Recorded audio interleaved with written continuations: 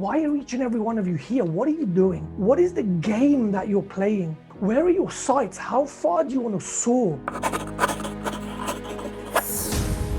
And you've heard the story of Icarus, right? What is the story of Icarus? Icarus, it's a myth. But what Icarus is, Icarus's father, Daedalus, I think that's the name, he takes him to a desert island. And what they need to do is they need to fly out of the desert island to save themselves.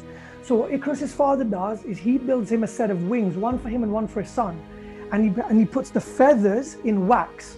But he tells Icarus, do not fly too high, because if you fly too high, the sun's going to melt the wax and you'll fall into the sea and you'll die. And what does Icarus do? He gets there, and this guy's pumped, right? He's like, oh man, you know what? No, I can do it. And he goes up with all this energy and he flies too high. And do you know what he does? He falls into the sea and he dies. But that's not what the myth actually says. That's what we were told. What the myth actually says, that his father told him that, son, don't fly too high, because if you fly too high, the sun will melt your wings.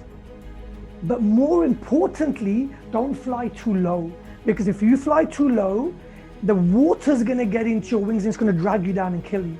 But they never tell us that. The myth has always been don't fly too high, because that's what they've wanted us to do. And in every part of our life, especially me, I'm talking about, like, in dentistry, we're so held back by everything, by fears, by worries, by everything, that we don't want to fly so high because we're worried that what if we fell? And all of these things are things which are holding us back, and they prevent us from flying too high.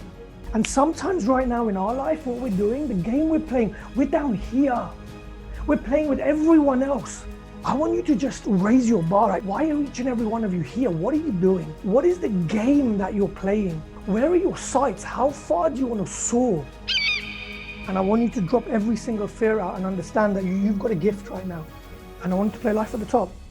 We're not born for the ground, we're born for the top.